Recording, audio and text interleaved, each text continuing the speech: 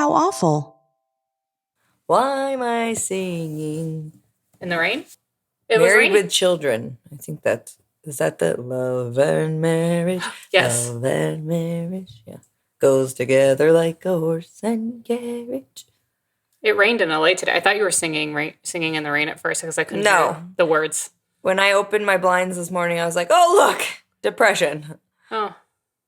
Izzy slept all day. Yeah, so her normal schedule. Moosh was just alarmed. He was the protector of the house when maintenance came in to fix things. It was literally shitting rain when I drove to work today. Like, downpour. I don't think it does that. I don't think it shits. It shitted it. No, I don't think it shits. And my poor coworker, there was a break in the rain. She was like, I'm going to go get us Starbucks.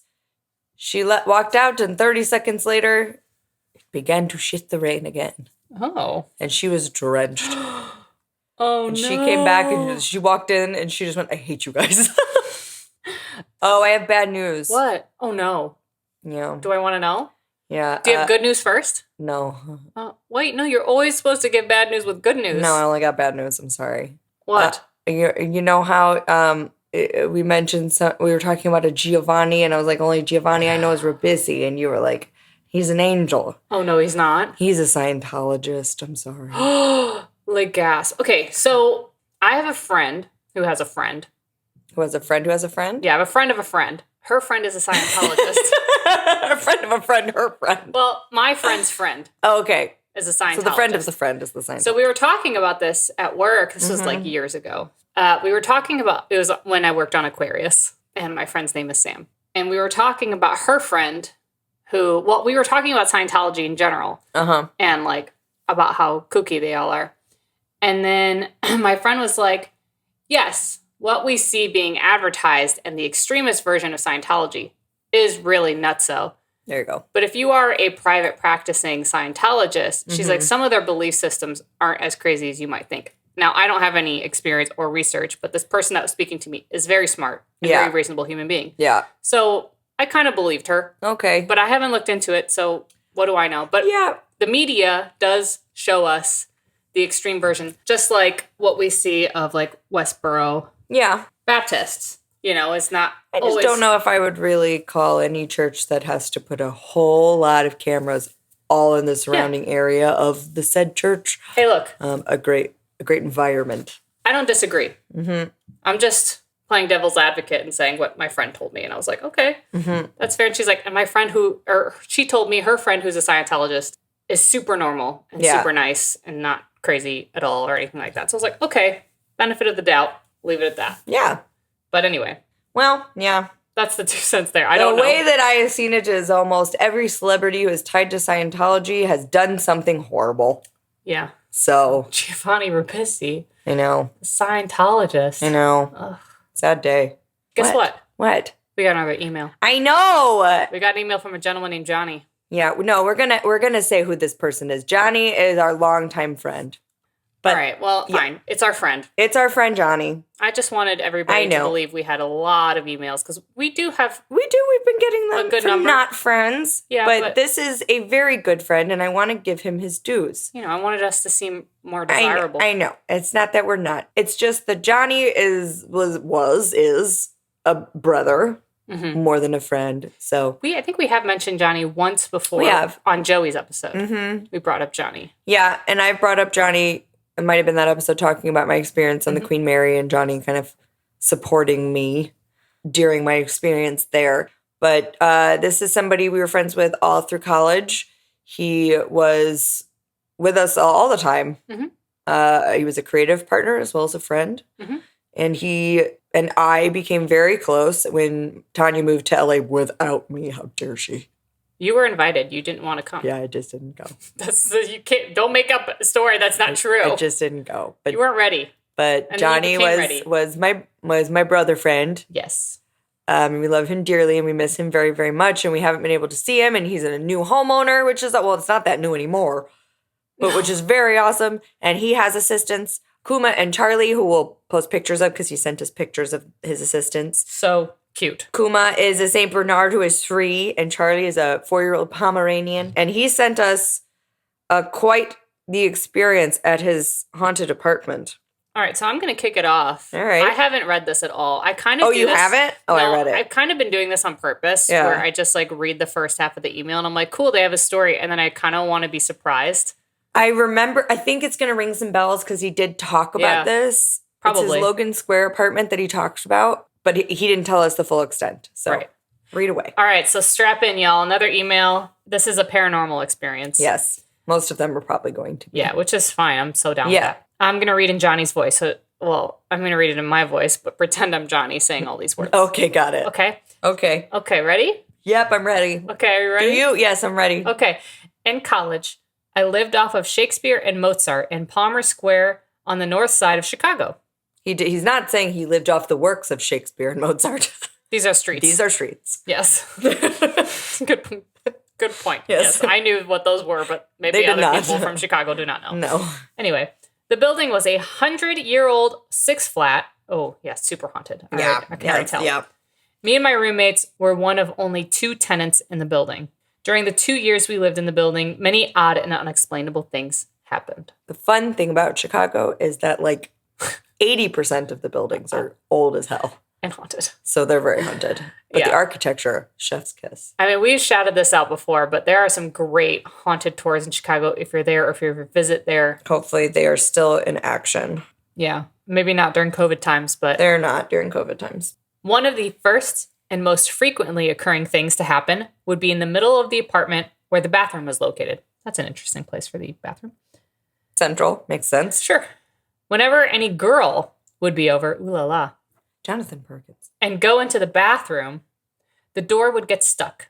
But it was always in a way that was described as if someone was holding the door handle in place and not letting it turn. Johnny hates that. I hate this. I never went to this apartment. So No, we didn't. I didn't experience this. He always came over to ours. Ours was like, our place and Brian's place were the hub. Yeah, we were right in the middle. We were also right next to where all our classes were. So everybody would come over after class anyway. Yeah. Okay, so we thought this was odd. Yeah, no shit. But we inserted duh. Duh. But chalked it off initially to the place being so old. Yeah, sure. It's old. Yeah. Women are not strong. We're weak, so we must not be able to turn doorknobs properly. Can't turn doorknobs. Obviously. Johnny, we're not claiming that you said this. No. I'm just riffing. Please don't think that our friend Johnny is a misogynist. He's not. He's super nice. Okay, sorry. Anyway. The first time things really changed for me happened one night as I was going to bed. It was late, around 3 a.m., when I closed and locked my door, turned off the light, and lay down. As soon as my eyes closed, someone climbed over me from the side of the bed that was against a wall and got out of my bed. What? Yep. Oh, you told me about this. I don't remember this, yeah. I opened my eyes, suspecting my roommates messing with me, and looked around. No one was in the room. I jumped to chase after them and went to open my door. It was still locked. This is when the gears started turning in my head. The best part is I can totally picture all of this. Yes. Picture him. No one could have been in my bed. I would have seen them. That's the best detail. I would have seen them. I slowly unlocked my door and peered into the pitch black apartment. No one was awake except for me. Terrified, I closed the door again, locked it, got into my bed, and pulled the blanket around me as tight as I could, because that's going to save you, Johnny. Oh, Jesus. Sorry. I do the same thing when I'm scared and I'm like, why? What is the blanket going to do? He takes his dogs on walks through Bachelor's Grove? Because of course he does. Because he lives right by it. Johnny. He's special. Johnny. He's special. Johnny. He feels comfy in the creepy.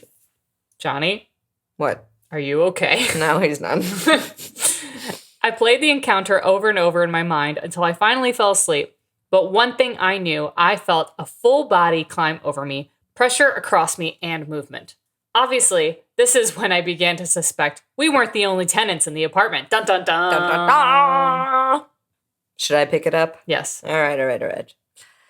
Soon more and more strange occurrences happened. My roommate woke up with blood dots on his chest. I'm sorry. And no wounds. I'm sorry. Where did the blood come from? A later instance, the same roommate had scratches on him. I don't think the entity liked him, was a sidebar. I think I probably experienced most of the activity out of my other 2 roommates. It may have been because of where my bedroom was. Often I would be in my room studying or reading for school, and I would get either poked or an ice cold hand on my arm. No. Usually I would just go to the living room when that happened, but one time when I was a bit stressed from the schoolwork I had, I got grabbed and I yelled at it, accepting that the place was haunted, and told it, not now. Not now. I can picture that too. Me too. After I did, a poster on the other side of my room was suddenly hit as if someone slapped it. I got a little bit scared and said it could come back later. Not now. Okay, so wait, hold on. You can pause. come back later. This is the politest man on the face of the earth. Yeah, Johnny is a real sweet, soft-spoken person. Yes. He's very shy. Unless you know him, then he'll talk your ear off. But if this is but he looks like a bear, like a cuddly bear. Cute, cuddly bear. Yes. And so the funny thing about this is I'm picturing it because knowing how soft-spoken and quiet Johnny is, just imagining him being like, not now. Yeah. But I'm imagining him saying as polite and calm as possible. Not now. Not now. Could you come back later? Remember when he cooked us dinner and had a murder mystery at his house? Yeah, that was fun. That was so fun. Anyway, another night around the same time as the first instance, I was talking to one of my roommates. He was facing where my room was, and I was facing towards his. As we talked, he suddenly turned white and stopped talking. He refused to tell me what happened at first. I finally got it out of him. He saw a little girl pass by my room. Oh, no. He didn't want to tell me since I had to go over there, but this confirmed things for me. We had a ghost. Oh, did you ever? You had a ghost! Had a ghost. Ding, ding, ding, ding, ding, ding, ding. I don't have anything to ding, so. After this, it was just our normal life. After this, it was just our normal life. Weird things would happen. I'd get an icy touch. Girls would get locked in the bathroom. We accepted it. It made things easier. When we to lock girls in the bathroom? Yeah, Johnny. I guess. Hey, you're probably going to get locked in the bathroom to saws about it. When we eventually were moving out, I think she was mad we were leaving because almost every time I came home the weeks leading up to us leaving, when I turned the handle to open it, it physically turned the opposite way, as if someone was on the other side turning it to keep me out. Oh. This happened when my roommate was home and when they weren't. That was my apartment on Shakespeare. Not my first or last encounter with the paranormal, but definitely a very memorable 2 years. And then he said, I love the show. It's like having my friends back home with me after years apart. I miss you both, and thank you for doing this podcast. I look forward to it every week. Aw, Johnny. You melt our hearts. I remember he used to work in a movie theater, and I remember him telling us about, I don't know if he told you. Yes, I remember the movie theater. That's what I thought this was going to turn into. No, he was a projectionist at the movie theater, and the projection room was haunted. I don't remember the stories. I just remember the projection room was haunted. Yeah. I miss Friends. Man, yeah, we're definitely going to have him on the show because he does have a lot more stories. Yeah. Because I do know of and I'm sure he has the equipment to do a Zoom call. Yeah, and I don't really remember a lot of his stories, so it feels new. But I do remember that the movie theater he worked at was haunted. I remember that, so. And I would love to get his side of things from Queen Mary because he experienced a lot. Like, he was shooketh when we left. He was like, I don't ever want to come back here, but it was definitely experience. Like, there were several times where me and him, like, had to leave the room and, like, take a minute. Yeah. By the way, sorry, Rose, I'm going to add a Patreon goal for an amount that will provide funding for us to go to hotels. Yes. Like, I was like, what's the Sorry Rose? Because my mom doesn't ever want me to go back to the Queen Mary. Like the Queen Mary or the Roosevelt Hotel. Yes. So we can stay the night. Yeah. And do a live podcast, or maybe not a live podcast, but at least a recording. I love it. From a room in said hotel room. But I'm going to put it on the Patreon. If you go to patreon.com/howawfulpodcast, we're going to set a goal. Okay. That's going to be a certain amount that we want to reach. And don't be alarmed by the amount, but it's because I want to do multiple hotels. Okay. So if we reach that goal, then we will start recording in hotels because we will have the funds to do it. Fun. And these will not we will do a podcast and a video episode from said hotels. We will be busy bees. That sounds like a lot of fun. Obviously, we can employ Mike, who has a spirit box. Yeah. And obviously, I want to wait till it's COVID friendly, of course. But I think that time is coming very soon. So it's coming very soon. By the time we reach that goal. Yes. You want to save that. Yeah.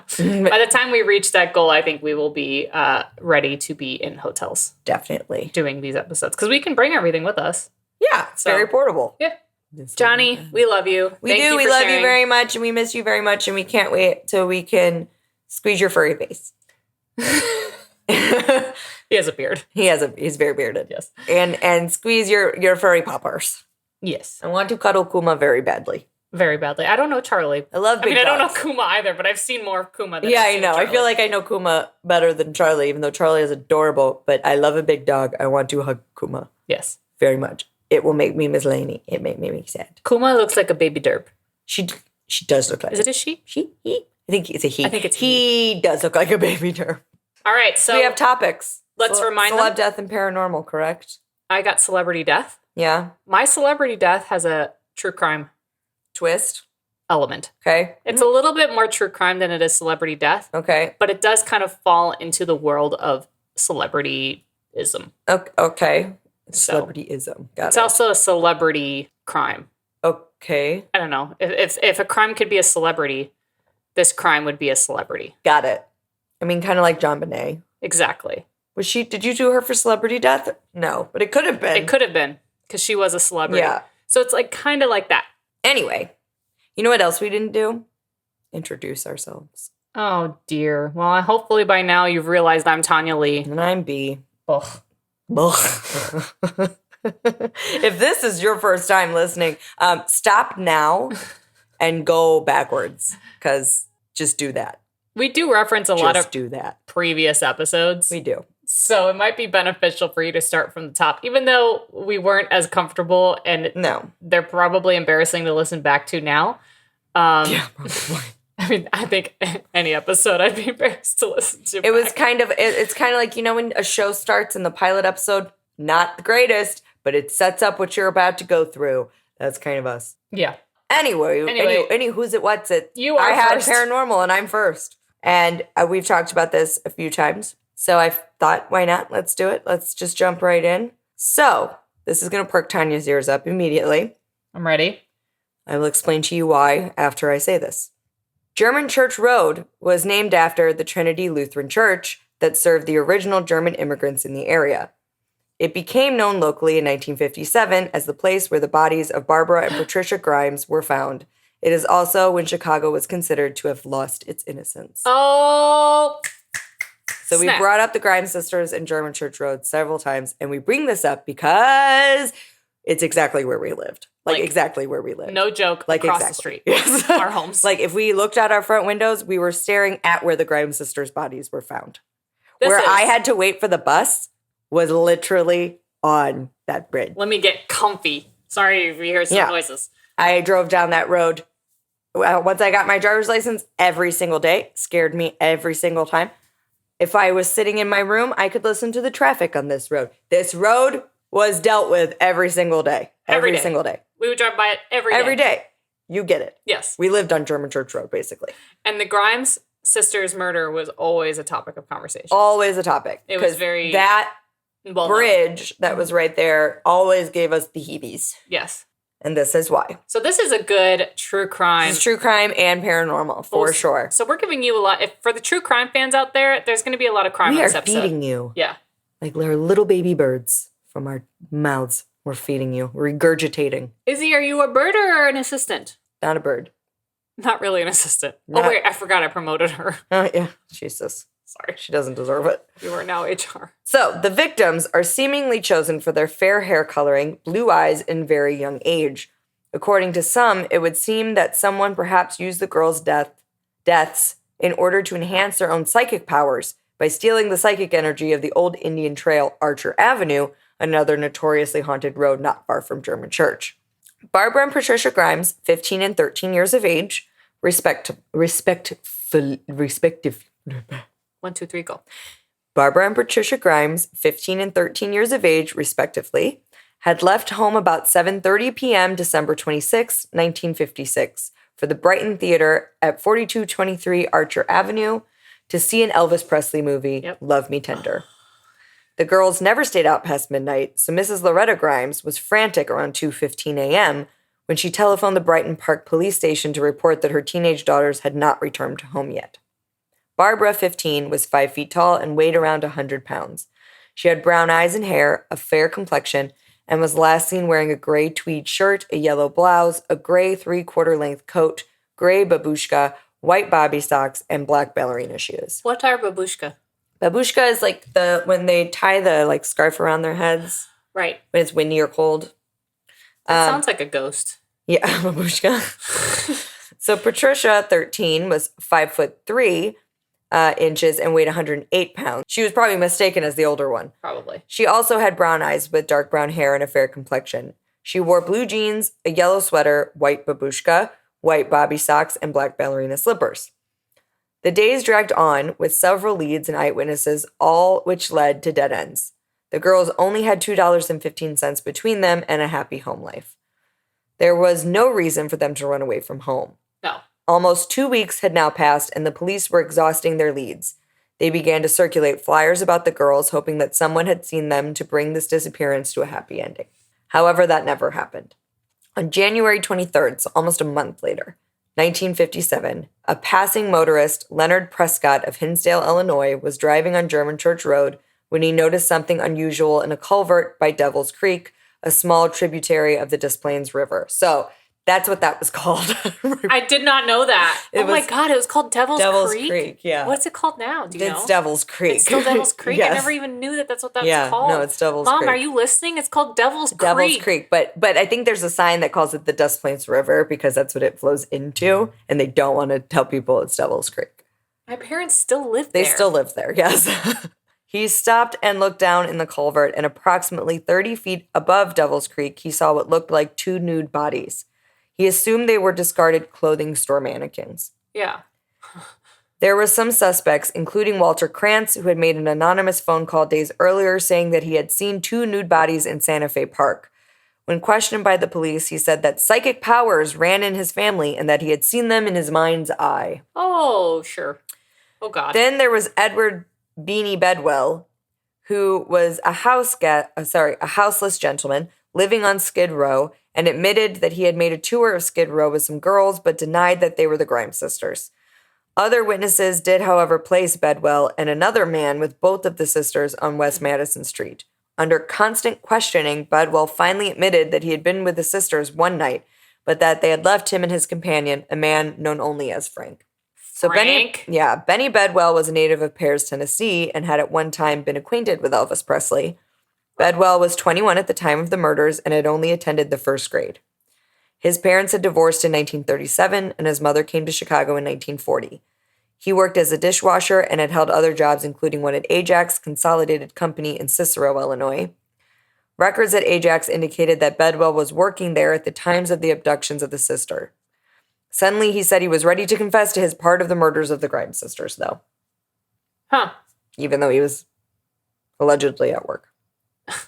So according to his account, his first meeting of the girls was on January 7th, which is days after their disappearance, in Harold's Club on West Madison Street, and they were with this stranger known as Frank. So that would lead people to believe Frank was their abductor and had taken them to this bar. Right, but what's this guy's name? Benny. Couldn't Benny just be Beanie? It's Benny. Whoever he is? Yeah. Couldn't he just be making up Frank to deflect from himself? Yeah. Okay. But he was at work. Does he have witnesses? Yeah, the people at work. Oh. Records at Ajax indicated that Bedwell was working there. Huh. Well, okay. Actually, it's confusing. Yeah, I was like, records at Ajax indicated that Bedwell was working there at the times of the abductions of the sisters. So I don't know if that means he was working at the time that they would have been murdered, or saying he was just working there during that month they were missing. Right. Interesting. I think that might be what it's saying. Well, if they're using it as an alibi, yeah, then my guess is that he's cleared. No. Oh, okay. Carry on. He's a suspect. Sorry. So after refusing to serve the girls liquor, they went to another bar on Madison Street where they had several drinks. Next, they frequented 13 and 15? Yes. Ugh. Next, they frequented yet another tavern at Madison and Loomis, where the bartender told them that they had too much to drink already. All 4 of them wound up at the D&L restaurant. So after another bar stop, they allegedly paired off in separate rooms at the Crest Hotel. Bedwell claimed to have slept with Patricia, Ew. Throughout the next several days, they spent time at bars and various flop houses. On Sunday, January 13th, the four went to a bar on Madison Street. Frank left the group and returned with a car in which he proposed a ride, and they all agreed. They drove southwest, stopped at a gas station to use the washroom, and later stopped at a restaurant on Harlem Avenue where they had hot dogs. They ended up in the Forest Preserve where they drank more beer while attempting to force themselves on the two girls. Two separate struggles broke out. Bedwell claimed to have hit Patricia harder than he had wanted, and she lost consciousness. The same apparently happened to Barbara in the front seat. They then decided to get rid of the sisters. They undressed the two and dumped their bodies along German Church Road near Devil's Creek. They were not sure if the girls were alive or not. The confession was then signed, and Bedwell was held without bail and charged with murder. I don't buy it. No, I don't buy any of that. Part of me feels like he confessed to this because he was homeless and he wanted a place to live. He wanted healthcare. He wanted food, all that stuff he would get in jail. Sometimes this is something that houseless people will do when they're desperate. Well, and this is a thing that a lot of people do in general. They confess to crimes they didn't commit. And I don't understand it either. So the police then launched a search for the mysterious stranger Frank. After a description was circulated, a newspaper reporter found him in the Bridewell, the Chicago City Jail. He had been sentenced to 30 days because he couldn't pay a $50 fine for drunkenness. His real name was William Cole Willingham. He admitted that he had been with the girls and Bedwell on a Skid Row tour, but nothing else had happened. So this is now two people that were not talking to each other because one was in jail, admitting that they had been with these girls on Skid Row. Okay, so maybe the girls ran away. Right. Regardless and got involved with the wrong crowd, and this is what happened. We don't know. All speculation. Right. Regardless of the fact that supposedly they came from a happy, good home. They're also really young. So really young, 15 and 13. It kind of, I mean, look, I don't know. When I was I'm judging this from my own experience. We were both goody-goodies at 13, so that's, different. I couldn't even imagine, I wasn't even allowed to leave my driveway. So. Right. Right. So the police thought they had the case all wrapped up. However, later toxicology reports from Walter Camp indicated that the sisters had died within 4 to 6 hours after having finished dinner at 7:30 on December 28th. So they did not gallivant. They were already dead. They died on December 28th. They went missing on December 26th. Do you like that I'm trying to solve this crime? Yeah, I mean, of course. It's still open. I know, because I know it's unsolved. So that's why I'm trying to figure out. When Bedwell, spoiler alert. Yeah. When Bedwell took the stand, he testified that he had been forced to sign the confession under duress. He was released on $20,000 bail, fronted by a downstate bondsman. On March 4th, 1957, state's attorney Adamowski announced that charges against Benny Bedwell had been dismissed. Deputies began their investigation again with renewed vigor. A few days later, sheriff's deputies found an abandoned shack about a half-mile from German Church Road. Do you remember the shack? Ew, oh my God, I know exactly what you're talking about. That just stood in the middle of this property. Yes, the creepy property. Yeah. We're going to get into that property after this. Yes, we are. So on a crossbeam on the inside, written with lipstick, was Help PNB Help. Handwriting analysis later determined that either sister didn't write the scroll. Wow. Authorities decided that it was most likely a hoax. So I don't know. Today, the case is still considered unsolved, but not unsolvable. Some 39 years after the murders of the Schuessler-Peterson brothers in 1955, a suspect was arrested and convicted of the crimes. The murders at German Church Road have a lot of similarities. All the victims were beaten, nude, killed elsewhere, and dumped in remote wooden areas. And both of the locations have since become haunted. My eyes are watering, and I have goosebumps on my arms because... You know what's coming? And you know these places very well. So there was a house that existed for a time near the site where the girls' bodies were found, but burned down sometime in the 1980s. The house was a bi-level ranch-style building with a sunken garage. The house used to exist in the northeast corner of what is now considered the Bridle Path subdivision along Greystone Court in Burr Ridge. Mm-hmm. Shortly after the girls' bodies were discovered, whoever lived in the house quickly deserted it. Yeah. According to reports, a brand new vehicle was abandoned in the garage, and toys, food, clothes, and tools were left in the house. Dishes were even still left on the kitchen table. Whoever was living there left in a hurry and didn't care about leaving anything behind. One theory is that the house was haunted by the spirits of the Grimes girls because their murderer has never been brought to justice. Another story is that a couple lived there and the wife went crazy soon after the murders and they had to have her committed. It is also possible that there were squatters living on the property, and when the police activity picked up in the area, they didn't want to stick around and talk to them. Still, one more theory is that the killer himself or herself lived there and left to avoid detection by the police. Whatever the reason, the house was abandoned and became a rite of passage for teenagers to venture down the long, dark path that led to the house at night. In 2007, the first book of its kind was written by local author Tamara Schaefer entitled Murder Gone Cold. It was published by the Ghost Research Society Press some 50 years after the discovery of the bodies in 1957.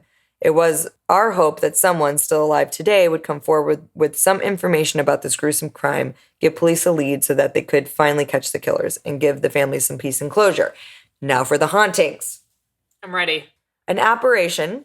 I'm very interested in the research that you've done because I know some personal stories. Yeah. So this will be interesting. An apparition. Kind of like, I know, I'm going to get to... My personal stories aren't in here, but we'll talk about them. Yes. So an apparition has been seen on German Church Road near the guardrails that mark the location where the bodies were found. In fact, it is a ghostly reenactment of the dumping of the bodies. For those people living nearby, it's been a common occurrence to hear the sounds of a car screeching to a halt in front of the guardrails in the dead of night. They hear the car door open, with something landing in the weeds, the door shutting, and then the car peeling away. I'm crying. Gonna cry. How many times we hear exactly this experiences there, so that's in the office? Yes. Late at night. Yes. Because it would always freak us out. I'm like, yeah. Okay. Go ahead. On several occasions, a car was visible as well as the ghostly sounds, and a local resident called the Cook County Police and stated that she had seen a grisly apparition. Although the vision was hazy and not perfect, she saw what appeared to be a car looking like a black sedan unloading 2 nude bodies over the side of the guardrails before disappearing. And on rare occasions, both the sights and sounds are experienced. Tanya is not handling this.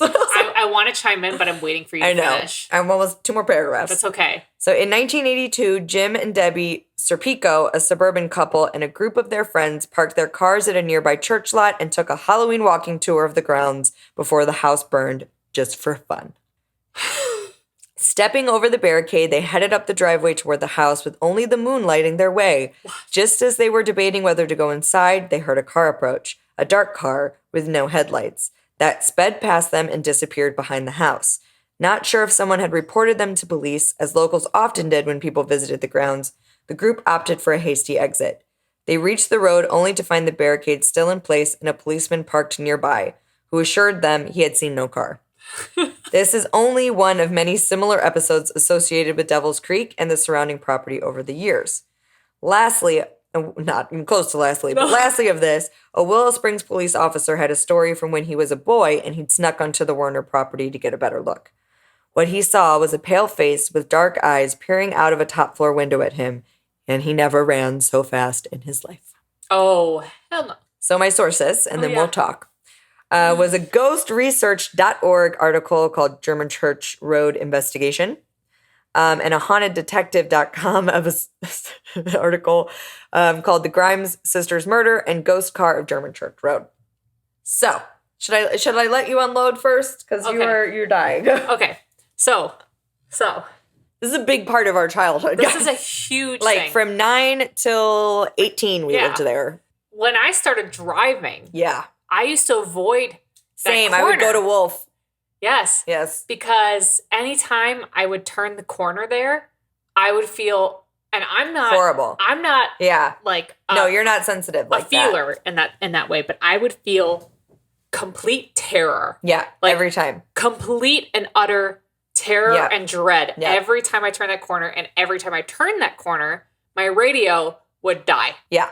And would just scratch. Yeah. For as long as it took to cross the bridge. Yeah. Every single time. Mm-hmm. And it freaked me out. So I just didn't go that way because I was like, I'm going to go the other way. There's like, so it's kind of like a square. So you could go a different route if you wanted to get to our Do you understand our plight? This was the way to Max and Irma's, where the cookies were. You don't understand. These cookies were the best cookies in They were made fresh to order. By the way, did you eat that cookie yet? No, I didn't eat that cookie yet. I saw it. I kept looking at it. You can't have that cookie. She told me last night. You cannot have that cookie. She showed me a chocolate chip cookie and she said, Tanya, look at me. Look me in the eyes.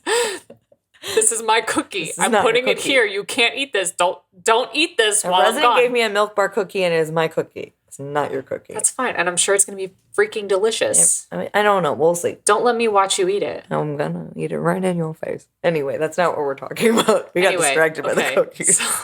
So Max and Armas had cookies that were bomb.com. Bomb.com. And we had to go over this road no matter what. There is no way around. The easier way was to take County Line to German Church. Was to take German Church, German Church all the way home. But that would be passing over Devil's Creek. That would be passing past the scary church. And that would be turning by the shack. Because the light was longer to go the other way. The light was so long, and we would sit there forever. And oh my God, when I tell you these streets were so dark and abandoned at night. No and lights. The houses had these creepy ass vibe. And there were, because all the houses for some reason on this street are like kind of far back and behind trees. So they just they all look like the scary, like the houses people get murdered in. Okay, so another thing that I grew up hearing, and I'm sure you did as well, and I don't know if we ever talked about it, or maybe that's why I know about it, was the ghost car. Yeah.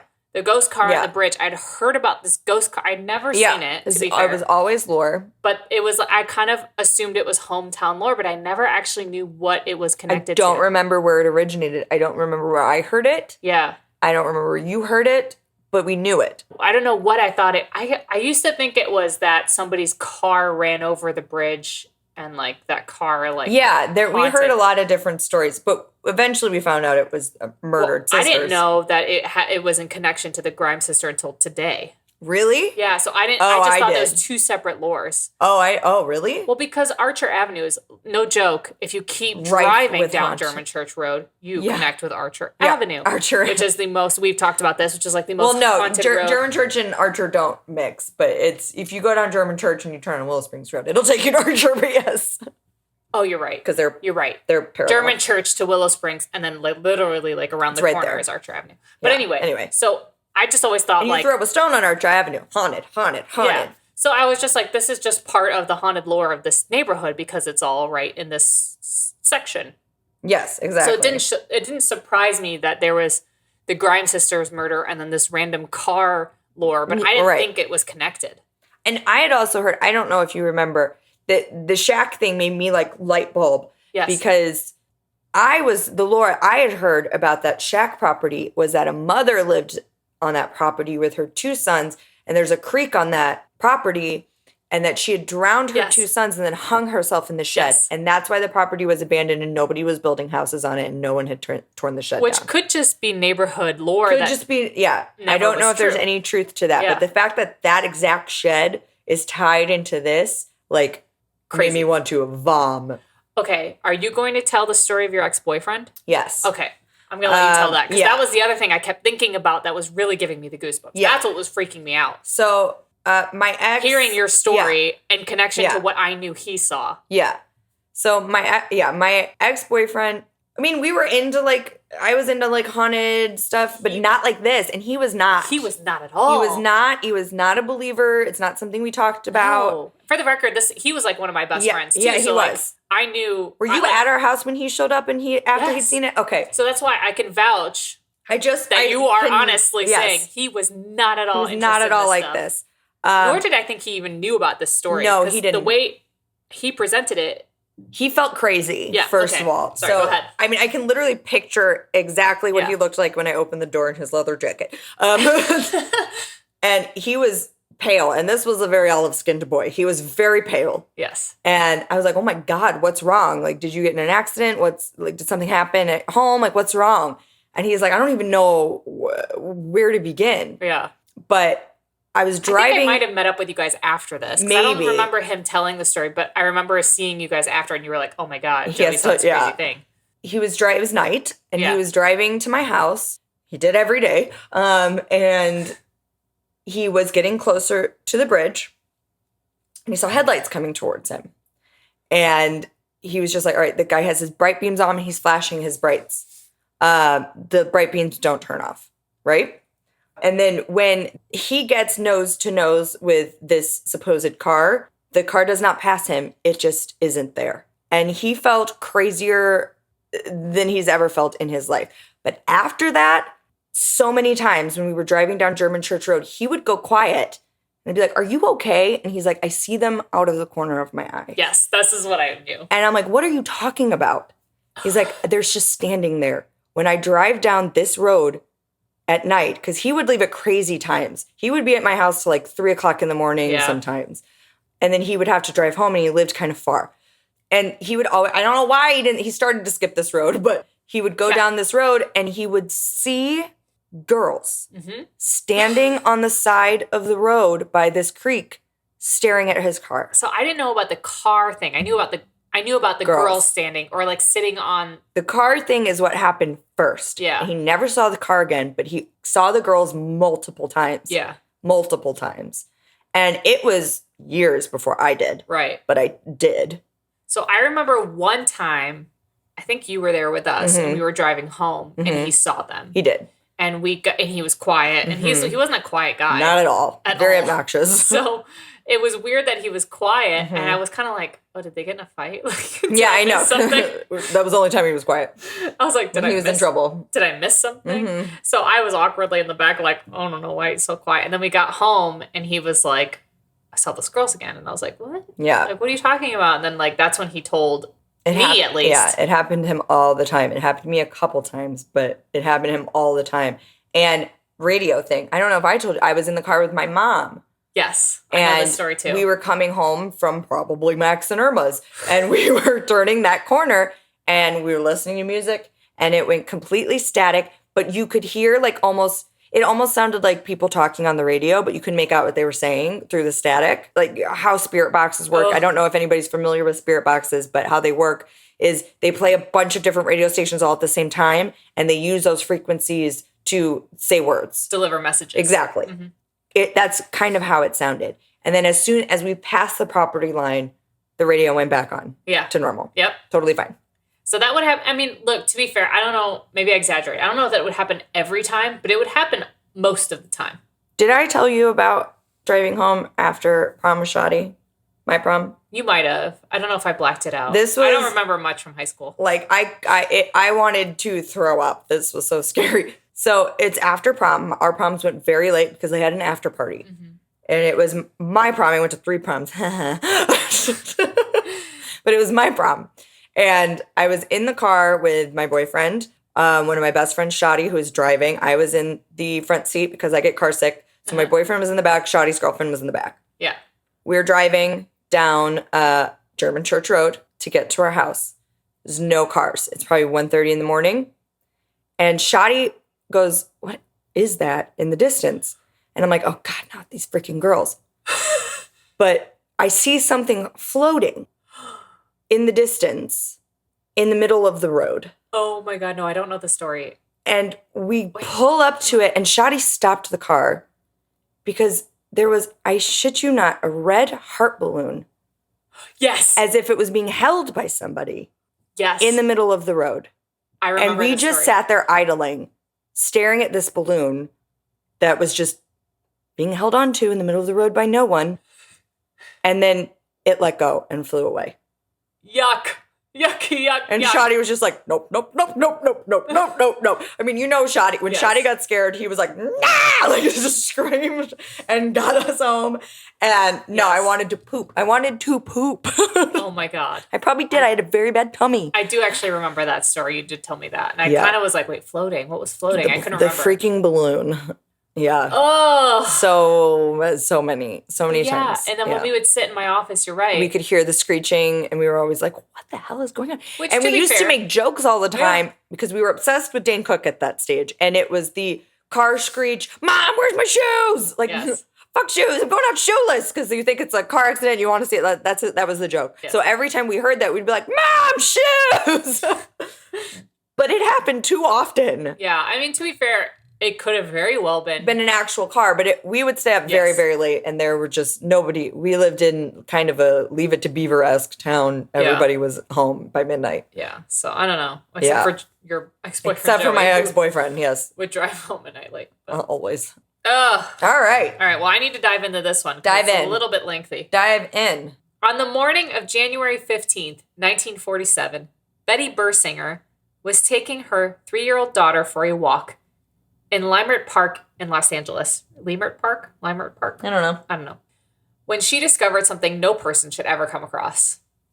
At first, she thought it was a discarded mannequin. Oh, it's the Black Dahlia. But quickly realized she was looking at a woman's body severed into 2 pieces at the waist, completely drained of blood, leaving the skin a pallid white. The body had been washed and the woman's face was slashed from the corners of her mouth to her ears. Never look up the pictures of this body. No, I saw too many. I'm sure. Creating an effect known as the Glasgow smile. She had several cuts on her thighs and breasts. Entire portions of flesh had been sliced away. No. The lower half of her body was positioned a foot away from the upper half, and her intestines had been tucked neatly under her buttocks. Her hands were posed over her head with her elbows bent at right angles and her legs spread apart. An autopsy was performed. Oh my God, am I from Chicago? An autopsy. An autopsy was performed. Autopsy. Not an autopsy. It was discovered that the body was cut completely in half by a technique taught in the 1930s called a hemicorporectomy. The cause of death was determined to be a hemorrhaging from the lacerations to her face and the shock from blows to the head and face. Fingerprints were taken and sent to the FBI. The mystery woman was Hollywood actress Elizabeth Short, forever immortalized as the Black Dahlia. Ah, yes. Yikes, a P. Elizabeth, or Betty, as she was known, born on July 29th, 1924 in the Hyde Park area of Boston, Massachusetts. Betty is the nickname, is a shortened name of a couple women's names that doesn't make any sense for it to be the shortened version of. That's Betty true. for Elizabeth and Betty for Martha. Yeah, no, I've never heard that one. My aunt's name is Martha and they called her Betty. Weird. Did she have a middle name that was Elizabeth? No. Oh. Weird. Anyway, she was one of 5 daughters. Her father built miniature golf courses until the 1929 stock market crash, where he lost all of his savings.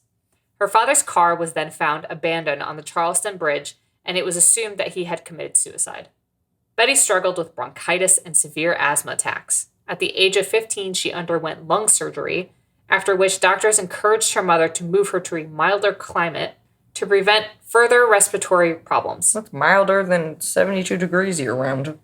She's in Boston. Oh, sorry. I thought we were still in LA. Sorry. No. She's in Boston. She's in Boston. She would spend her winters with family friends in Miami, Florida.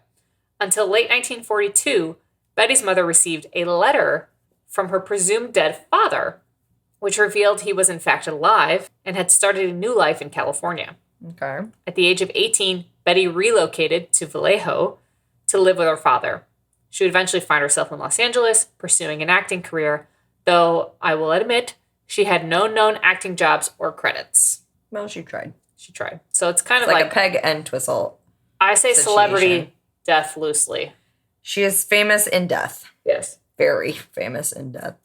On January 9th, 1947, 6 days before her body was discovered, for those keeping track, Betty returned home after a quick trip to San Diego with Robert Red Manley, a 25-year-old married salesman who she had been having an affair with. Red claimed that he dropped her off at the Biltmore Hotel in downtown LA, which, if you've ever been to LA, if you've ever been to the Biltmore Hotel, it is legendary. It is so cool. It is. We shot a show I worked on called The Last Tycoon there. They did like an Oscar. Can you stay there still? I think so, yeah. Oh, interesting. Well, we filmed there. We filmed the Oscars scene. I think it was like the 1930s Oscars or something like that. And it was so beautiful. It was so incredible. I'm looking it up. Now it's the Millennium Biltmore. I actually went on set that day because I had to see it. But the Biltmore Hotel is beautiful. Anyway, that's where she was last seen. She was to meet up with her sister, who was visiting from Boston, later that afternoon. The Biltmore recalled having seen her using the lobby telephone, and she was allegedly seen by patrons, so I guess technically not the last place, but she was allegedly seen by patrons of the Crown Grill Cocktail Lounge approximately half a mile away from the Biltmore Hotel. Short's whereabouts in the days leading up to her murder and the discovery of her body are unknown. So 6 days after she was discovered. So just let me back up for a second. Yeah. So 6 days before her body was discovered was the last time anybody saw her. Okay. God. Just keep that in mind. This could have been... Before her body was found. So 6 days after she was discovered, on January 21st, a call came through to the office of James Richardson, who was an editor for The Examiner, congratulating the newspaper's coverage, and the caller stated that he was Short's killer and that he planned on turning himself in, but would enjoy the police chase a little bit longer. He then ended the call by saying, "Expect some souvenirs of Beth Short and the mail." 3 days later, on January 24th, a suspicious manila envelope was discovered by a USPS worker addressed to the Los Angeles Examiner and other Los Angeles papers with words and letters that had been cut and pasted from newspaper clippings. Additionally, a large message on the face of the envelope read, quote, "Here is Dahlia's belongings. Letter to follow," end quote. Inside was her birth certificate, business cards, photographs, names written on pieces of paper. How the hell? And an address book with the name Mark Hansen embossed on the cover. So that same day, a handbag and a black suede shoe, single shoe, were seen on top of a garbage can in an alley about 2 miles from where Short's body had been discovered. They were cleaned off with the same gasoline Betty's body was cleaned with, wiping it of any fingerprint evidence. Mind you, this envelope was also covered in this gasoline. Right. So everything that they found has been covered in some kind of gasoline that's removing prints. Got it.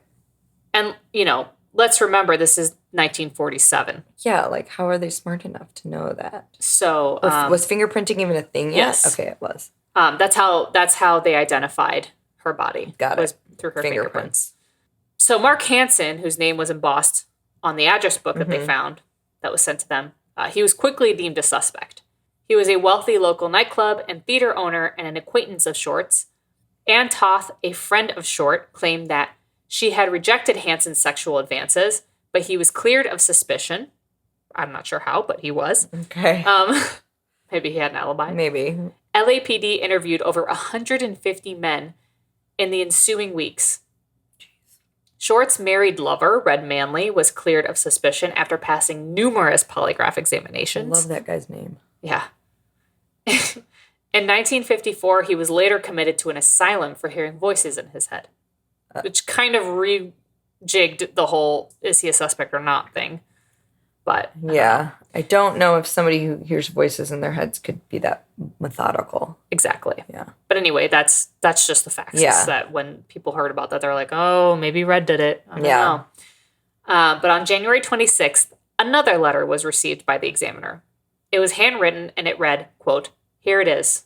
Turning in Wednesday, January 29th, 10 a.m. Had my fun at police. Black Dahlia Avenger," end quote.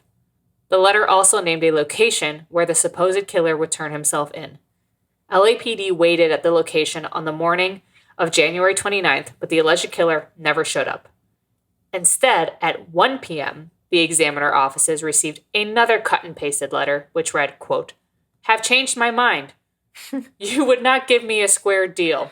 Dahlia killing was justified. Have changed my mind." So based on the precise cuts and dissection of Short's corpse, the LAPD looked into the possibility that the murderer may have been a surgeon, doctor, or someone with medical knowledge. Okay. In mid-February 1947, the LAPD served a warrant to USC Medical School, which was located near the site where Short's body had been discovered. They requested a complete list of the program students. Background checks were conducted, but they yielded no results. By the spring of 1947, Short's murder had become a cold case. Okay. The notoriety of Short's murder has spurred a large number of confessions over the years. Again, why? Why? Many of which have been deemed false, of course. It's because they want the fame. notoriety of so weird. Being the murderer of the Black Dahlia. That sounds terrible. You just want to lock yourself up for the rest of your life, potentially be put on death row. Yeah. During the initial investigation into her murder, police received a total of 60 confessions, most made by men. Not all. Not all. Which I find interesting. Since that time, over 500 people have confessed to the crime. Jesus. Some of whom had not even been born at the time of her death. Oh my God. I loved that detail. Several crime authors, as well as Cleveland detective Peter Murillo. It's like Meryl Streep, but with an O at the end. So I'm going to go with Murillo. They have suspected a link between the Black Dahlia murder and the Cleveland torso murders. which took place in Cleveland, Ohio, as you would suspect, Mm-hmm. between 1934 and 1938. They sound similar. Yes. As part of their investigation into other murders that took place before and after the Short killing, the original LAPD investigators studied the torso murders in 1947, but later discounted any relationship between the two cases.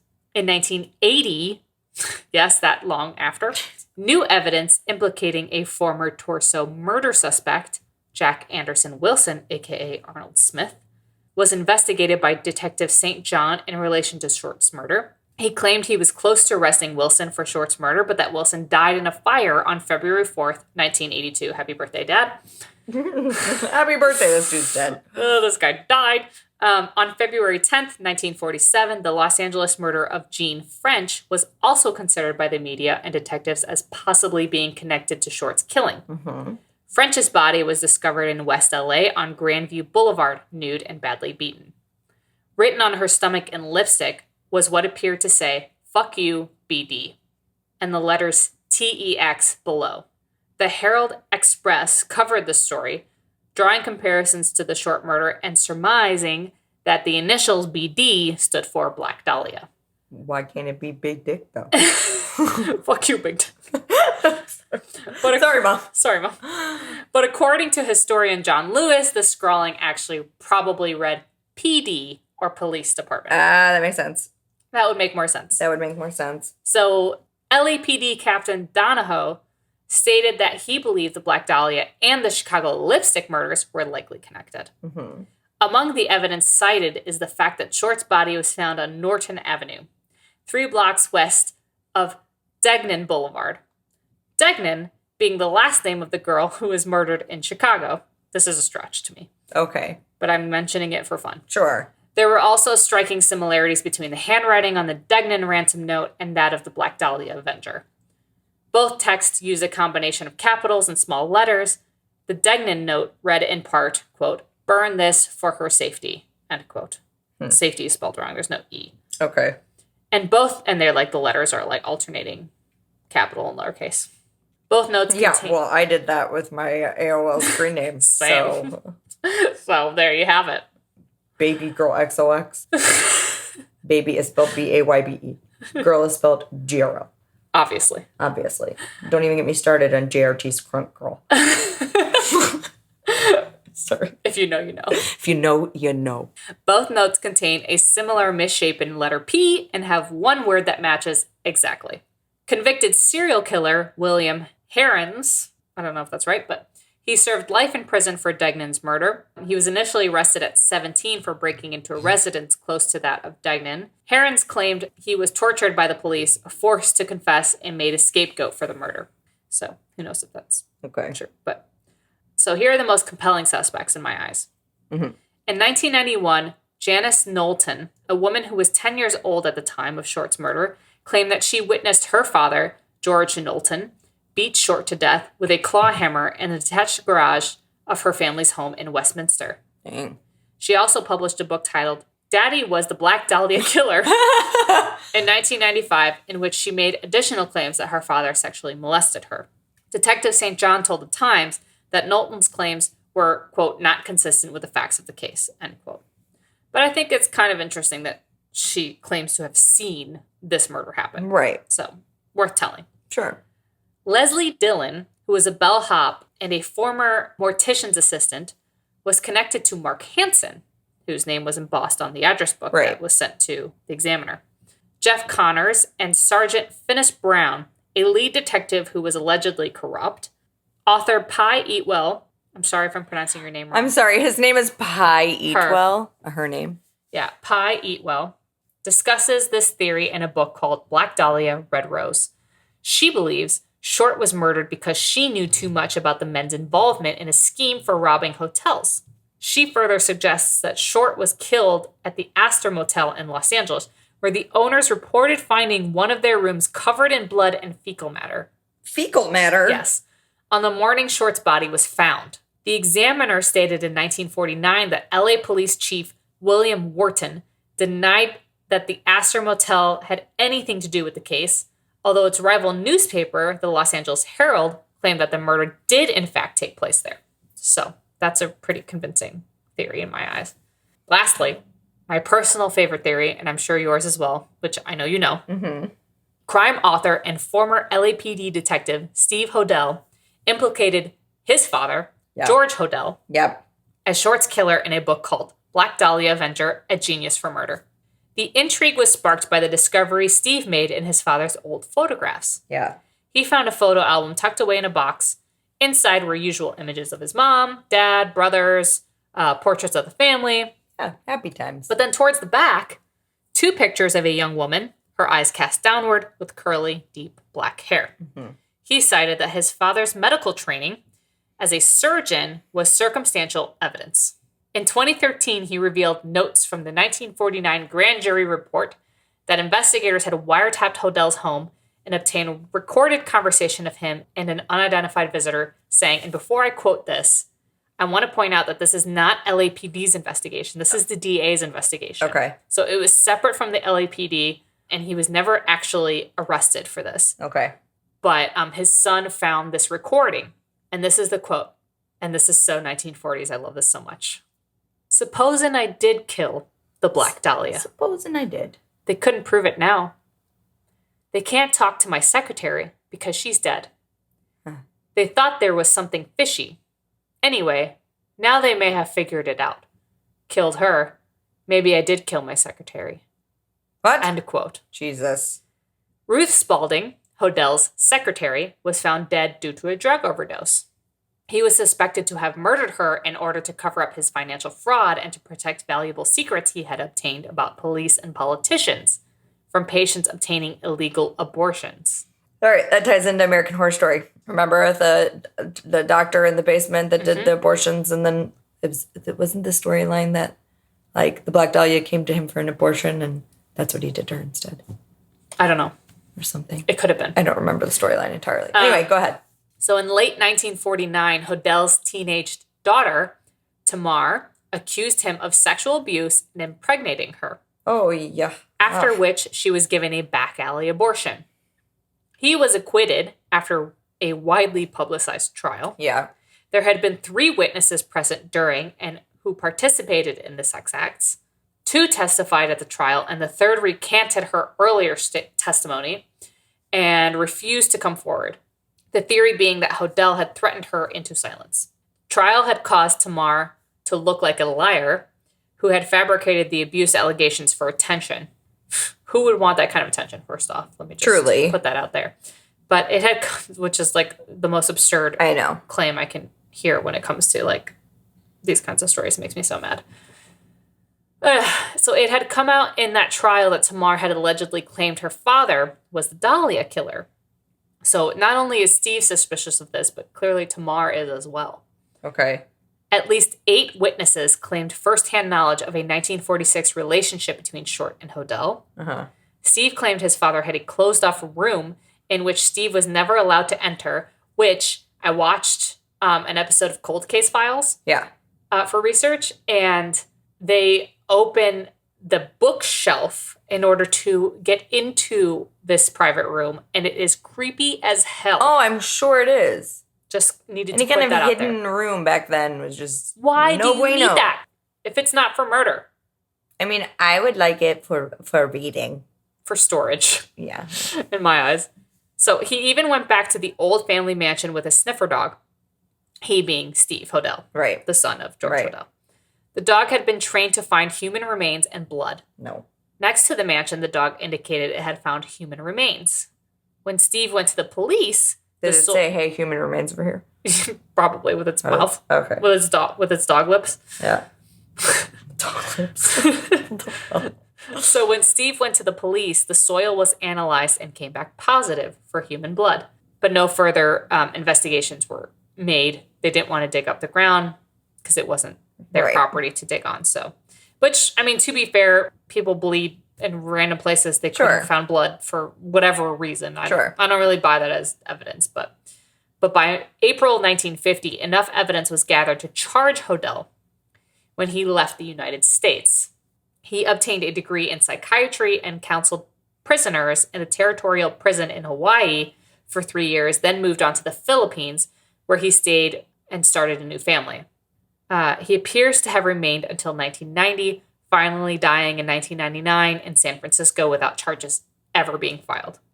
Jesus. However, his son Steve has written that he believes Hodel re-entered the United States multiple times each year from 1958 through 1988, and specifically, he was back in the U.S. during 1966 through 1969 to commit more murders, and then return to the Philippines after. So those years, 1966 through 1969, are particularly significant, as there is a lot of speculation surrounding Hodel as potentially being the Zodiac Killer. Oh, okay. Which I'm sure we'll get into at a later date. Okay, similar letters. But that's a theory. Yeah. Elizabeth Short is interred at the Mountain View Cemetery in Oakland, California. Her mother, Phoebe, moved to Oakland to be near her daughter's grave. She finally returned to the East Coast in the 1970s, where she lived into her 90s. God, I would not... Visiting her grave, all I would be able to picture is... That's not a whole person down there. That is pieces. Yeah. I'm hoping that she was... reassembled to some degree, but... Or... That was a closed casket. What's the word? Cremated? Or cremated, hopefully. But she has a grave, so that tells me no. Not always. You can have a grave and still cremate somebody and put their ashes in the grave. Oh, I've never heard of that. That kind of defeats the purpose. No, it's like a place that you can go and visit. Yeah, I guess. It's like to honor them. I don't know. Sorry, go ahead. Anyway, on February 2nd, 1947, 2 weeks after her murder, Republican State Assemblyman C. Don Field was inspired by the case to introduce a bill calling for the formation of a sex offender registry. Woohoo! The state of California would become the first U.S. state to make the registration of sex offenders mandatory. Nice. Short's murder has been described as one of the most brutal and culturally enduring crimes in American history, and Time magazine listed it as one of the most infamous unsolved cases in the world. Truly. And this is a quote from one of her neighborhood classmates that she grew up with. She was friendly, never at a loss for words, and it wasn't just that she was so pretty. There are lots of pretty girls. Mm-hmm. There was something different. She was someone you liked to watch, the kind of girl boys might sneak looks at, but would get tongue-tied if she spoke to you. And that walk of hers, it wasn't put on. She always walked that way, even in junior high. I always thought that if she had a glass of water on her head, she wouldn't spill a drop. End quote. Oh. Yeah. So my sources were Wikipedia, a Guardian article called I Know Who Killed the Black Dahlia, My Own Father, Jesus, by Alexis Sobel Fitz, a Film Daily article called Black Dahlia, Elizabeth Short, One of the Saddest LA Stories Ever, ? By Brinley Louise, the Black Dahlia episode of Cold Case Files, like I talked about, and the Black Dahlia episode of Ghost Adventures. Oh, Jesus Christ. I'm just giving you the source. Go ahead, tell me what Zach Bagels did. What did he find? I didn't find that episode particularly eye-opening or interesting. Yeah. But I did watch it this morning. That was the thing I was telling you. You were waiting to watch. I was like, I'm going to watch this one thing and see if it creates any sort of extra things to tell you. It really didn't. Yeah. They explored George Hodel's house. Okay. His mansion. Of course. The only thing that I found particularly interesting, and I'm going to post the link to it on the Patreon. Okay. In case any of our Patreon followers are interested in watching the Ghost Adventures episode. Mm-hmm. It was super dramatic. I found it. Yeah, because Zach Bagels is very dramatic. It was like more so than normal. I don't know what it was. He is the most dramatic ever. If it was an older episode. It wasn't. It's newer. Yeah. So he's gotten more dramatic to make up for the fact that he's done everything and no one's interested. It was like season 5. Oh, Zach Bagels. So the only interesting tidbit that I found was the LAPD speculated that Elizabeth Short's body was cut in half in a bathtub. To drain. Okay. And that, like we said, it was surgically cut in a specific area. Basically, the part of your spine between your pelvis and your ribs. Right. So, and that's kind of like a surgeon's knowledge of like where to cut, especially at that time. And you cut there's not very many bones. It's going to be an easy cut. Yeah. So they had this device. I'm not sure what it's called, so forgive me, but it's basically like I think it's like an infrared camera that can see if there's like a shape of a body. Yeah. I'm sure I don't you've remember seen what this it's in called, like, but yeah, it kind of shows up as like a stick figure. yeah. Yeah. So it kind of shows up like that, and it's got like moving parts where it bends. Yes, it's funny. So they got an image of that in the bathroom. Yeah. And it looked like somebody was putting on gloves. Okay. They were like rolling up their sleeves or putting on like gloves, and then going to the bathtub and doing some kind of motion, and then washing their hands. So like it was like on a loop. Oh, okay. Of whatever. And like we all know that the Ghost idea loops are a thing. Ghost loops are a thing, especially when there's trauma. Yeah. That's very well known in the paranormal community that trauma reverberates. Yeah. So I found that bit particularly interesting. Okay. I do believe that George Hodel did commit this crime. I do too, 100%. I think his son is a little bit kooky. Yeah. I mean, fair. how do you not be a little bit kooky if that's your dad? Yeah, I think his son kind of gets off on this in a weird way. Accusing his father. Yeah, like he was in the Ghost Adventures episode. Oh. Which I found really... He's getting off on the infamy of his father being the biggest suspect for the Black Dahlia. But it's like the people who falsely accuse themselves. Yeah. He's getting to live on the fame without having to take the blame. Yeah. So I don't know. He's enjoying it. I find that part of it less believable because of Steve Hodel. But I do think it's a viable theory. Definitely. It was definitely a surgeon. Yeah. Clearly. And there is an interesting aspect of the fact that he could have been the Zodiac Killer. So maybe I'll have to look deeper into that if we ever cover the Zodiac Killer, which I'm sure we will. We definitely will. That just sounds like an undertaking that I'm stressed about. Yeah, I know. There's some things that I'm like, I want to get there eventually, but oh, dear Lord, I know it's going to take me some time. So anyway, ta-da! Ta-da! You did it. The Black Dahlia. Great. Good job. You're welcome for this long episode. I'm proud. Look at me. I'm proud of you. Thank you. That was actually really fun to research. Good. As awful as that sounds. As that is. Obviously, we like awful things. So yeah. We host an awful like podcast. our thing. So, but yeah, I was particularly interested in doing that. And since I don't have a job until next week, I was like, I've got the time to dive into this. So I'll dive into it. Good for you. Oh, let's talk about something wonderful. I mean, there's a collective how wonderful. I think so, too. Guys, our patron saint. Our patron saint is now a Grammy-winning patron saint. Harry Styles won a Grammy last night, guys. Not last night to you guys, but last night to us, guys. Yes. Last week to you guys. And when I say there were tears. We definitely might have definitely cried. I literally, because before it was announced, I sat there and I went, he doesn't stand an Ice Cube's chance in hell to win because his competitors were like Taylor and Billie Eilish and he had like major competitors. Grammy winners. Yeah, he was against Grammy winners. Dua Lipa. But I'm excited that he won. And I was like, so it's not going to happen. But it's just I was trying to do but it's it's just nice to be nominated. And when they read his name, I gasped so loud that I embarrassed myself. And then we both just started crying. Happy tears. Proud tears. Yeah. And can we give some maturity snaps to Miss Swift for getting really excited for her ex-boyfriend. Yes. And standing up and clapping and giving him his flowers, if you will, his metaphorical flowers. It was cute to see. It's also like really validating to be a fan of someone that wins that kind of award because then you're like, oh, see, I'm not crazy for liking him. Exactly. It's like, oh, yes, he is good. Yeah, see? He's very good. Oh, man. Although I do think that, the Fine Line deserved to be nominated in many more categories.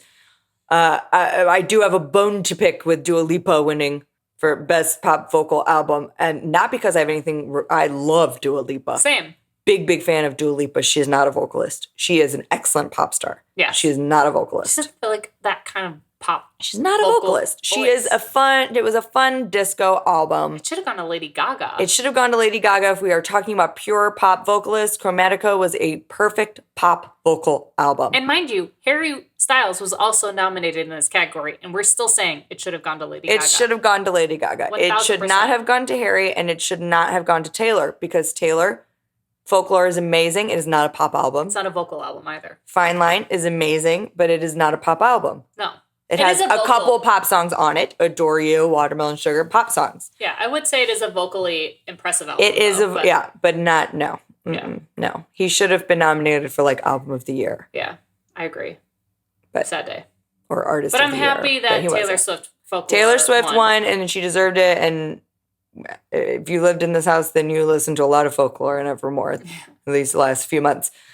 But anyway, yeah, we were really excited for the patron saint, and you know what? We have been locked in the house for too long for him to come out in a leather suit with no shirt. We haven't seen boys in a long time. Nope, no boys, and there he was. But what is your individual How Wonderful? My personal How Wonderful.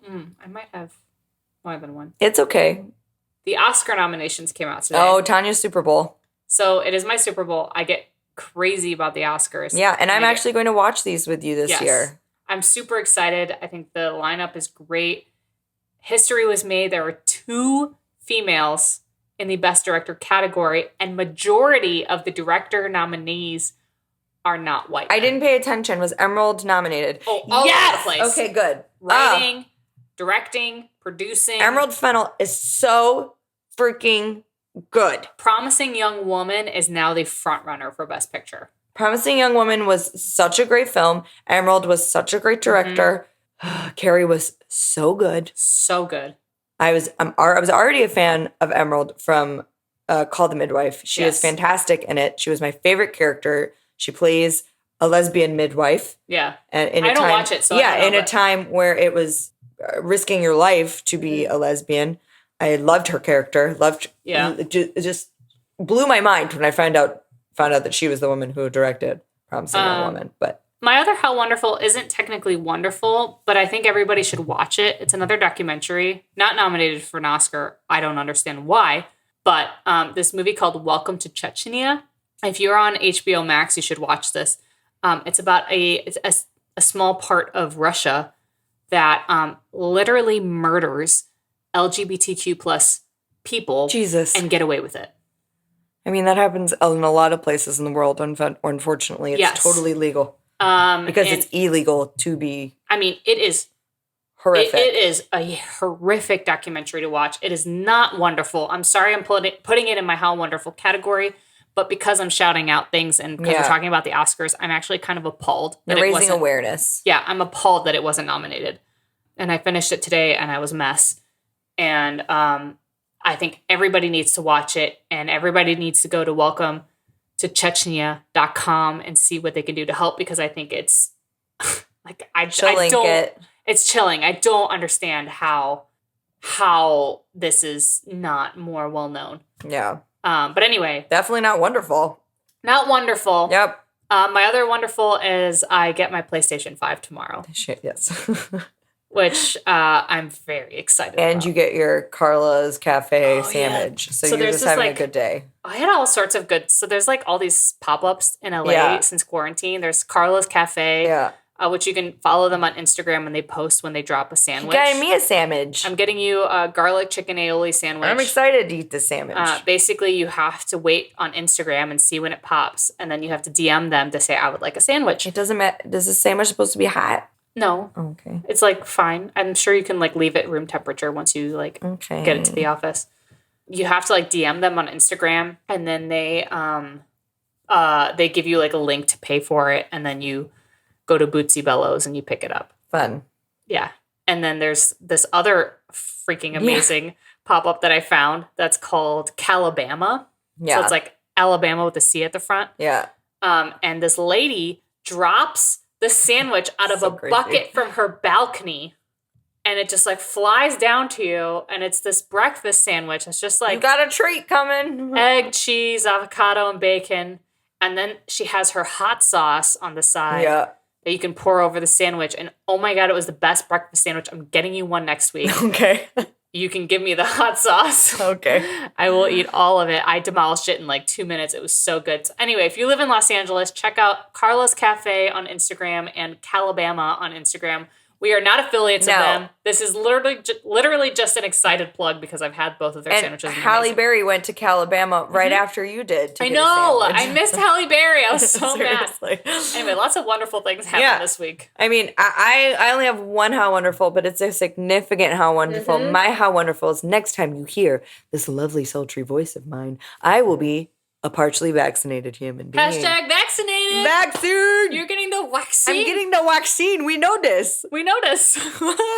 I'm so excited for you. I get it Thursday at 11:45 in the morning. I'm super, super, super excited and super, super, super nervous that it's going to make me super, super, super sick because I'm getting the Moderna one and that one has side effects. But as unfortunate as it might happen. But I don't care. Yeah. I would rather not feel good for a day or two because I put something in my body that is going to prevent me from getting something worse, and I'm one step closer to being able to enjoy life again. Yes. This is another How Wonderful. There we go. We have restaurant reservations. Yes. At the end of April, at this gorgeous restaurant that we've had on our list forever, Joffrey's in Malibu. It's this beautiful restaurant right on the ocean. Swoon. I will be fully vaccinated by the time we go there. Our numbers are so low that even if Tanya and our friend Jamie, who we're going with, are not vaccinated, it is still going to be safe. Yes. We are finally, there's a light at the end of this COVID tunnel. After 1 year of not going to a restaurant. 1 year, we haven't gone to restaurants, we haven't gone to movies, we haven't gone anywhere. Which, if you knew us, we go to movies at least once a week, and we go out to dinner at least once. So every other week. It's movies at least once a week. It's a big part of our life. Yes. Big part of our life. This has been hard. I'm gonna, when a waiter comes up to me and is like, what would you like or I think I might be like, rah! I'm gonna be jumpy. What would you like to order? I want water. I would like a glass of wine and I didn't have to pour. That's what it's gonna be like. I love you so much. You're such a beautiful man behind your mask. Oh man. Everyone is gonna be able to make out with me by the end of April. Yeah, I'm gonna go out on a hot date. Yeah, hot date time with a vaccinated person. I was telling B, I was like, I literally just want to go on a date and be very transparent with this person and be like, I don't see a future. I just want to go on a date. I'm gonna be like, show me your vaccine. Just let me go out on one date. Yeah. It doesn't have to happen. It doesn't have to amount to anything more. I just want a date. So stay tuned, guys, on Thursday, because I'm gonna post a picture of my vaccinated self. Yeah, follow her at what's your Instagram? BEE Rose 87. But I'm also gonna put it on How Awful Podcast because we are raising vaccine awareness. Let's do it. It is not changing your DNA makeup. It is protecting you. Vaccines work. Look at the numbers. They work. Waxing. Pick your topic for next time. All right. My turn. What do you got? What do you have? Paranormal. Yes. I have awful roulette. Oh, snap it up. Snap it up. Let's see. Awful roulette. I didn't do it. Haunted artifacts. I mean, you just did it. But paranormal and haunted artifacts. That'd be haunted. Haunted artifacts. I love it. We're haunted having a artifacts and time. paranormal. We're going to have a spooky episode. April is going to be spooky April because we're going to have a lot of special episodes and my brother's going to be here and it's going to be paranormal city. I didn't start my research, but I did pick what I wanted to do and I found resources already, but I didn't start typing it up for paranormal. So I'm ready. I am not, but I will become it. All right, so I'm going to give you the spiel. Please do it quickly. You can find us at www.howawfulpodcast.com. We are on all the social medias, especially the ones that Donald Trump is blocked from. Yay! Except for Pinterest. We are on Facebook, Twitter, Instagram, and now TikTok. You can find us at How Awful Podcast. So many TikToks of our assistants, guys. Yeah, if you follow us on TikTok, I have started. Oh, be patient with us. We don't understand TikTok quite yet. We're still learning. We don't know. We're figuring it out. You'll be with us while we learn, and then eventually it'll get good. We are on YouTube as well. You can search for us at How Awful Podcast. We are in the process of transcribing episodes for your hard of hearing friends. Mm-hmm. You can also find us at our Patreon page, which is patreon.com/howawfulpodcast. Like I said, we are going to be adding goals to it in which we would like to achieve enough income to be able to go to hotels and do episodes where we record in the haunted hotels. Yeah. And we Video will do and videos podcast with that. So support us, and you will get to see that and hear that. You will be able to hear that no matter what, but you will be able to see it if you are a Patreon. Yeah. You can also email us, like you heard the last 2 episodes, or like maybe the last 3. We've had emails coming through. You can email us at howawfulpodcast@gmail.com. Tell us all of your stories, whether it's paranormal, true crime, hometown lore. If you've been abducted by aliens, I want to hear your story. Please, she's begging you, just do this. Unless you're Lisa. Whatever her name was. Oh, Susan. that sounded awful. Just know very well that if you send us an email, we will read it live on the podcast. So please say in the email if you would like something omitted. Yes. Or if you would not like us to read it at all. And please include your pronouns. Yes. And what name you would like us to use. We don't want to mispronoun or miscall you. So please, otherwise we're going to make assumptions. And you know what that means. That just makes we are going to they, them, you if you do not share your pronouns. And so we are normalizing it. We will say our pronouns. I am she, her. I am also she, her. You can be whatever you want to be. I don't care if you say, please refer to me as a rainbow princess. Yes, we will be like, and rainbow princess. Rainbow princess. So anyway, do all those things. Check us out. Follow us. We love to engage with people. And I think we're very good at it. Yeah. You can also hashtag your wonderful Wednesday. Yeah. Every Wednesday, check it out. We post on our Instagram something wonderful that happened to us. Maybe on in that Wednesday. Moment or on Wednesday or that week. Whatever. Just check it out. Follow us. I've been Tanya Lee. I've been B. You know what? What? Before we close, I want your feedback on something. Email it, comment it, whatever. But I think I'm going to add a little Patreon goodie from yours truly, since I complain all the time about Zach Bagels. What if I started from episode 1 and wrote recaps? My reactions to Zach Bagel's episodes. 2 Ghost Adventures. Only on Patreon. Only on Patreon. I used to write Gossip Girl recaps, guys. They were popular. They were good. Yeah. You can find that at patreon.com/howawfulpodcast if you want to see it. If you want to read me just very angry at Zach Bagels. Oh, man. This has been a long one, but I'm very glad we did it. This was fun. I think this was a good episode. You're welcome. You're welcome. Oh, you say you're welcome. Bye. Bye.